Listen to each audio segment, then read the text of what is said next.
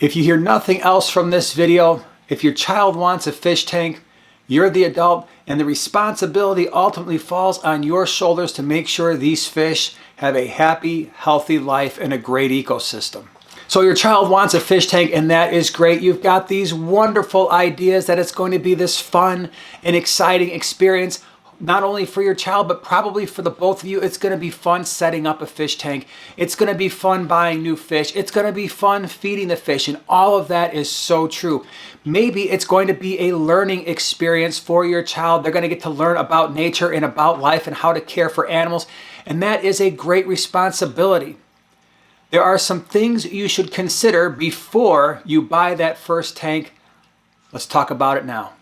Hello everyone, this is Jason from Primetime Aquatics, and yes, in this video, we're going to be talking about if your child comes to you and wants an aquarium, what do you do? How do you respond?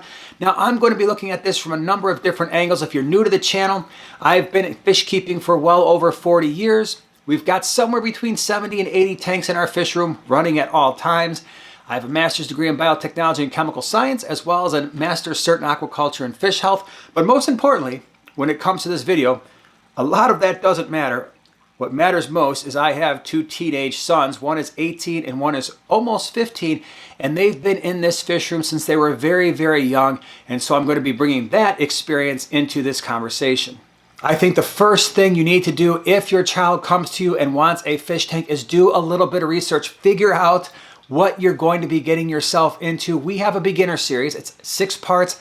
It's linked down in the description below. I highly recommend watch those videos before you ever step into a pet store.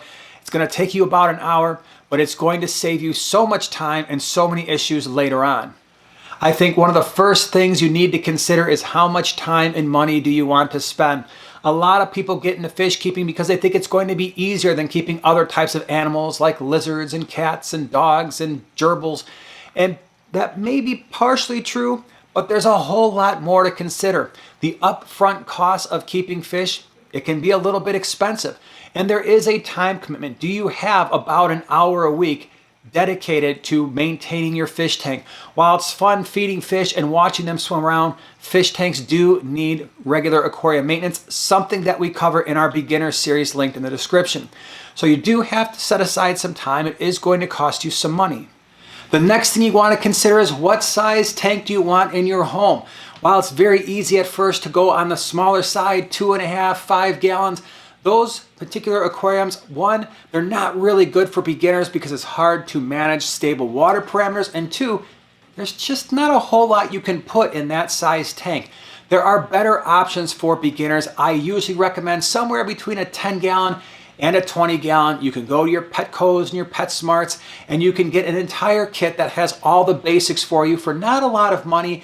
And for beginners who don't know if they or their children are going to be in the hobby long term, this is a great way to get into the hobby and not have to spend a lot of money on all the equipment and the fish tanks. Now, we have done videos on 10 gallons and 20-gallon pros and cons and stocking ideas. I'll put those in the description below.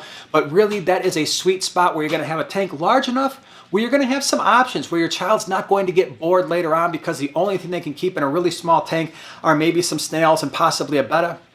If you're going between 10 and 20 gallons, like I said, a lot more options. It will usually extend their interest in the hobby and maybe even strengthen it over time.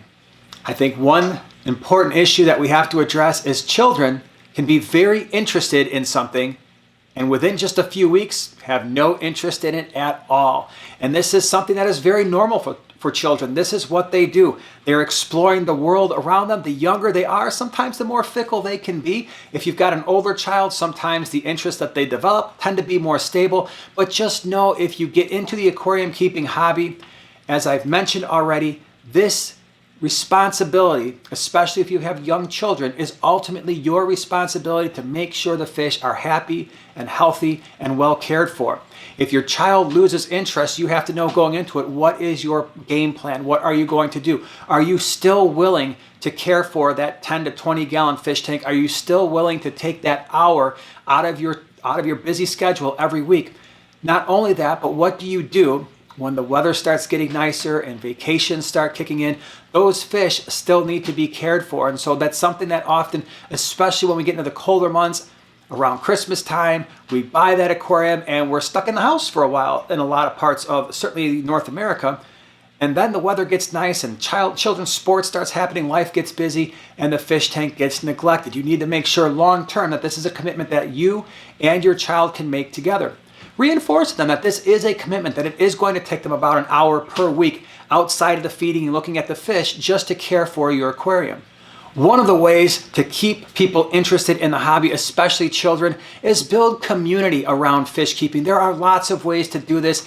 In our area, in the Chicagoland area, we have fish clubs like the Greater Chicago Cichlid Association and the Greenwater Aquarium Society, Chicago Live Bear Society, Chicago Plant Society. In your area, there may also be fish clubs, and this is one of my favorite memories when we used to go to the fish clubs as a family and go to the monthly meetings, and they'd have their little mini auctions, and it's a great way to be around other people that also love fish. Larger events like Aquashella, where you've got lots of people, potentially thousands of people really excited about fish keeping and the new tanks and new equipment and new fish that are out there, and listening to talks and learning more. These are ways that can help build community. We do on our channel live streams every Wednesday night where all of us fish nerds who really love fish just get to hang out and talk about fish and learn about the hobby.